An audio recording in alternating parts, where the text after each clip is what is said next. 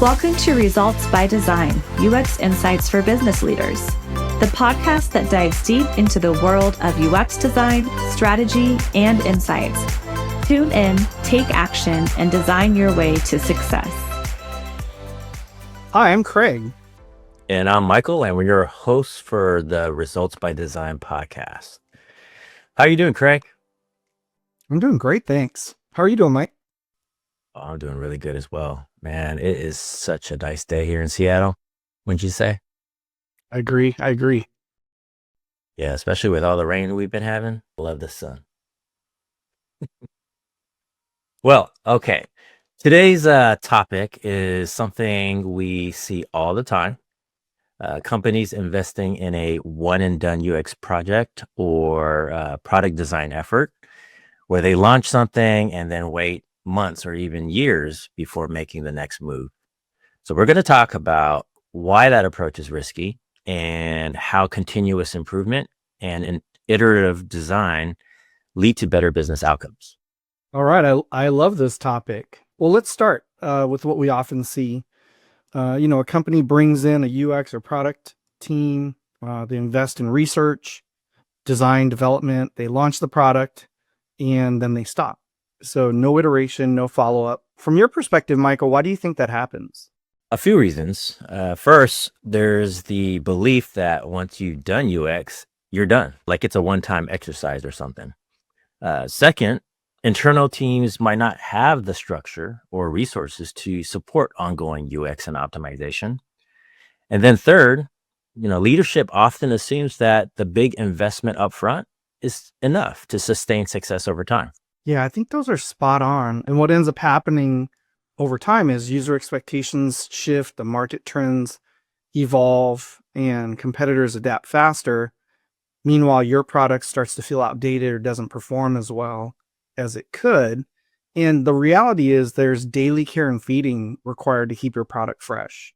Exactly. And by the time companies decide to invest in UX again, they're playing catch up instead of, staying ahead. Yeah, that's a great point. Well, let's talk about why iterative design isn't just a UX design or a UX best practice. It's really a business strategy. Yeah, absolutely. Continuous improvement is a business's competitive advantage. And when you build iteration into your product's lifecycle, what you're doing is you're identifying usability issues before they even become major problems. And this reduces costly redesigns down the line. And, you adapt quickly to customer needs, market shifts, and new tech. All the while you're improving conversion rates and engagement over time. So to be frank, if your customers are providing valuable input about your product or your service, and you're not acting on that feedback, you probably shouldn't even be in business, or you may not even last long enough to be in business anyway. Yeah, I agree. That's a little tough love right there, Mike, but it's true. Companies that invest in iterative product design see higher returns on retention rates, lower churn, increased revenue.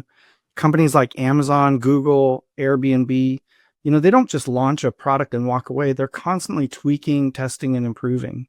Exactly. And you don't have to be a tech giant to do this well. Even mid to large enterprises can apply smaller strategic improvements over time rather than waiting years for a full redesign. In fact, by going through this continuous process, you may be able to avoid a full redesign altogether since you're just, continuously molding your product along the way. Yeah, that's a great point. Well, if you're a business leader listening right now thinking, this all sounds great, but we don't have the time or budget to always be redesigning things, how do we get them to shift their mindset? Mm-hmm. The good news is you don't need constant full redesigns, like I just said, which is super costly anyhow. What you just need is an iterative framework. And, here's how companies can integrate continuous improvement into their UX strategy. One, start by implementing regular user feedback loops.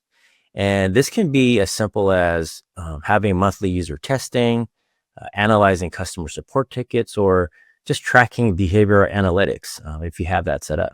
Yeah, you're right. If you're seeing patterns like customers abandoning certain workflows, that's an opportunity for iteration. And two, you need to adopt a data-driven mindset. Treat UX decisions like product decisions instead of, guessing. Use data to determine what's working, what's not, and where to focus those improvements. Yeah. A/B testing, heat maps, session recordings, continuous optimization of your journey maps should all be ongoing, not just a one-time project. A third point is you need to prioritize small, high impact changes. So you don't need a massive budget. Sometimes, really small tweaks like simplifying a checkout process or, just refining a form can drive major improvements. Yeah, that's right. Instead of big, risky overhauls, make incremental adjustments and measure their impact by benchmarking the experience first and then implementing the new change and testing again. And the fourth and last thing is, build UX into your product strategy. UX shouldn't be an afterthought. It really needs to be part of your product roadmap so that iteration is planned and not a reactive thing. Yeah, 100%. The best companies have cross-functional teams working together, product, design, engineering, and business, all aligned on improving their user experience. And when you have this type of internal alignment, you can do some very special things together. Well, let's ground this all in real-world example. Mike, could you share a case where an iterative approach made a big difference? Sure. As you know, we spent many years partnering with Mattress Firm as their external UX team, working in lockstep with their product team. And there was no shortage of issues on their e-commerce site, which really complements their brick and mortar stores. What we did was regularly prioritize and then reprioritize opportunities as both business and market conditions changed, really keeping a delivery schedule aligned to their 2-week development sprints. Over time, we were improving the digital experience incrementally, one feature at a time, one sprint at a time, optimizing the product search and discovery experience to providing clear product information and decision points, and ultimately streamlining the buy flow. We also audited the post-purchase experience as well, identifying the friction points along that journey from purchase to delivery. And the results from that audit were then prioritized based on customer impact and implementation effort, making it ready to be taken in with other priorities that were in flight. That's a perfect example. They didn't opt for a large-scale redesign, just targeted data-driven improvements that kept the product competitive. Exactly. And this is why UX can't be a one and done investment. Yeah, so true. Another example from our time with Mattress Firm that I really love was their willingness to experiment. After we earned their trust by helping them achieve significant improvements in their purchase flow and product detail pages, they asked, how can we help people feel like they found the right mattress with so many options to choose from online? So we did some scrappy research, our team did, to find out how salespeople in the store help customers select a mattress. And then we designed and built an online mattress finder wizard that customers would provide inputs to about how they sleep, on their back, on their sides, the size of mattress they prefer, queen, king, twin, the firmness that they prefer. And we use visual cues and iconography to minimize the friction. And then once completed, the results screen showed the recommended mattresses based on their inputs. It like filtered results. And if they clicked on any mattress, they would go to that product detail page. We quickly prototyped that mattress finder, and Mattress Firm A/B tested it on the website and found that it increased conversion by over 50%. So this was not a full-scale redesign, but a self-service experience that solved their big problem by thinking outside the box. Yeah, Craig, that's a great example. I almost forgot about that. These, targeted solutions to, really specific challenges are great because you can really fit in the scope. And the approach we took on the project was very iterative and user-centered.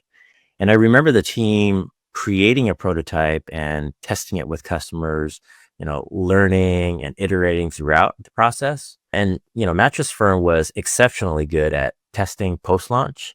They had some really great A/B testing tools and a general program in place. Yeah, I think that's a great example of having a culture of innovation and a focus on the customer and willingness to experiment.